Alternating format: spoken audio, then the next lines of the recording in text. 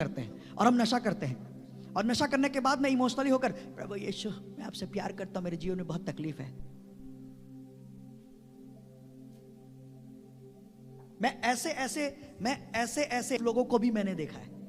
कितनों को समझ में आ रहा है जो बात मैं बोल रहा हूं? अगर डांट लगे तो याद रखना प्रभु आपसे प्यार करता है। जिससे प्यार करता है ना परमेश्वर उसी को डांटता है। कितनों को समझ में आ रहा है? हाँ, पीने के बाद इमोशनल हो जाएंगे, जज्बाती हो जाएंगे, फुल एकदम धर्मी हो जाएंगे। वो पीने के बाद में आपके अंदर में प्रभु है, वो दुष्ट आत्मा है। कितनों को समझ में आ रहा है? कितनों को समझ में आ रहा है? ये शरीर क्या मांगेगा मालूम है? अगर इस शरीर को आपने संसार में रख दिया ना तो याद रखना, अगर आप संसार में हो तो ये शरीर आपसे दारू मांगेगा।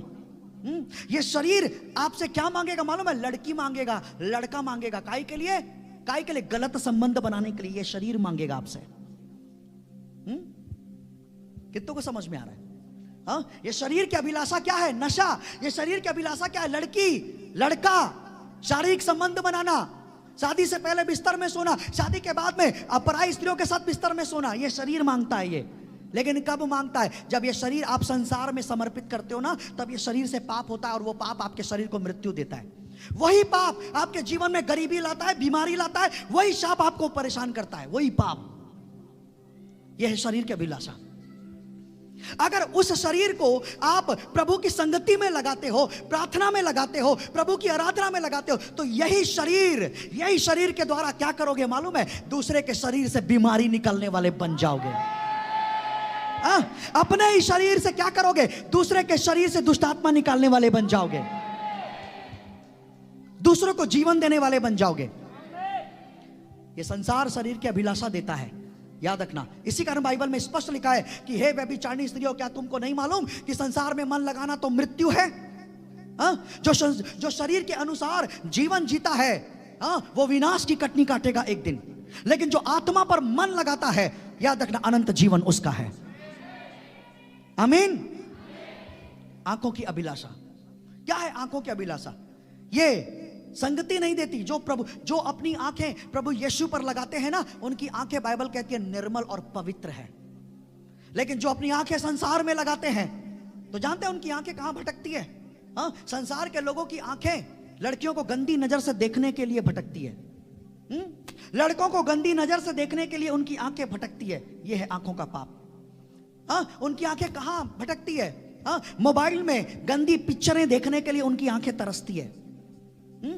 गंदे फोटोज देखने के लिए उनकी आंखें तरसती है। वीसीआर सीडी प्लेयर में सीडी लगाकर गंदी मूवी देखने के लिए उनकी आंखें तरसती है। उनको मालूम नहीं है ये आधे घंटे का, ये 10 मिनट का मजा तुम्हारी पूरी जिंदगी को बर्बाद करने वाला है, तबाह करने वाला है। कितनों को समझ में आ रहा है? कहां से मिलता है? ये संसार देता है ये। और फिर इसका रिजल्ट क्या होता है? 10 मिनट का आनंद और उसके बाद में क्लेश और क्लेश। लेकिन याद रखना मेरे प्रियो, जो यहां आते हैं और जो अपनी आंखें वचन पे लगाते हैं, जो अपनी आंखें प्रभु यीशु मसीह पर लगाते हैं, तुमको अब मालूम है बाइबल क्या बोलता है? उनकी आंखों में यीशु मसीह का आग आ जाता है। इसलिए आप लोग कई बार देखे होंगे, जब मैं दुष्ट आत्मा को बोलता चल मेरी आंख में देख करके, और जैसे ही वो मेरी आंख में देखती है चिल्लाने लग जाती है। कई बार जब मेरी बाहर मीटिंग हुई, मैं आंख फाड़ करके उसको देखा, आंख बंद करके ऐसा मत देख, तू ऐसा मत देख, तेरे आंख में आग है, मत देख। मेरे आंख में आग नहीं है, मेरी आंख यीशु मसीह की आंख है। कितनों को समझ में आ रहा है? अपनी आंखों को अगर निर्मल और पवित्र रखोगे ना, तो ये आंखों से मिरेकल होंगे, चमत्कार होंगे। ये आंखें देखकर दुष्ट आत्माएं भागेंगी। अपनी इस आंखों को यीशु की आंख बनाओ। अपनी इस आंख को ना दुष्ट आत्मा की आंख मत बनाओ, व्यभिचार की आंख मत बनाओ। मृत्यु है उसका रिजल्ट।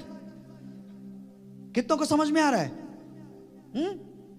तीसरा, जीविका का घमंड।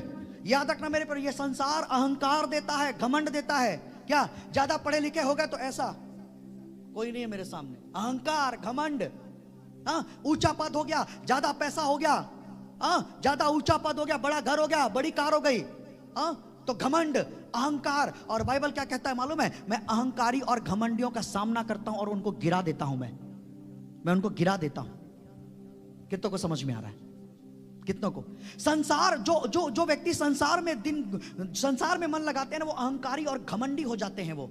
लेकिन मेरे प्रिय, आपको बता दो, बाइबल में ऐसा लिखा हुआ है, जो प्रभु यीशु मसीह में अपना मन लगाते हैं वो नम्र और दीन होते चले जाते हैं। और इसलिए बाइबल में क्या लिखा मालूम है? मैं नम्र और दीन लोगों को शिरोमणि बनाऊंगा, मैं नम्र और दीन लोगों को ऊंचे पर उठाऊंगा, ऊंचे पर उठाऊंगा, ऊंचे पर उठाऊंगा।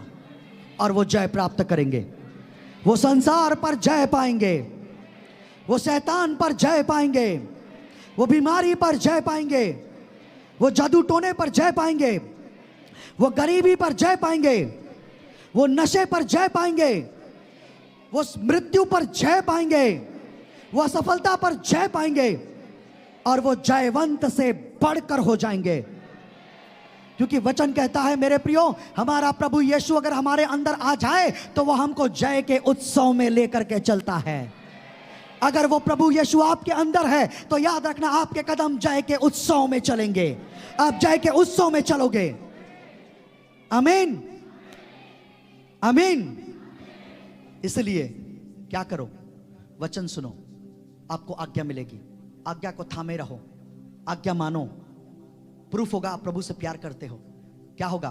परमेश्वर यीशु आपसे प्यार करेंगे, वो आपके अंदर आके रहेंगे, और आपके जीवन से लोग, दुनिया के लोग आपके जीवन से प्रभु को और परमेश्वर को देखने लगेंगे, क्योंकि वो अपने आप को प्रकट करेगा। आशीष प्रकट होगी आपके जीवन से, आपके जीवन में संपन्नता दिखेगी, आशीष दिखेगी, पवित्रता दिखेगी, खुदा का वरदान दिखेगा, सामर्थ दिखेगा, अभिषेक दिखेगा, खुदा का स्वभाव दिखेगा, खुदा का। और लोग बोलेंगे, यार तू तो पहले ऐसा नहीं था, अभी कैसे बदल गया? पहले मेरे अंदर शैतान था, लेकिन अब मेरे अंदर में यीशु आ गया है, मेरे अंदर अब यीशु आ गया है।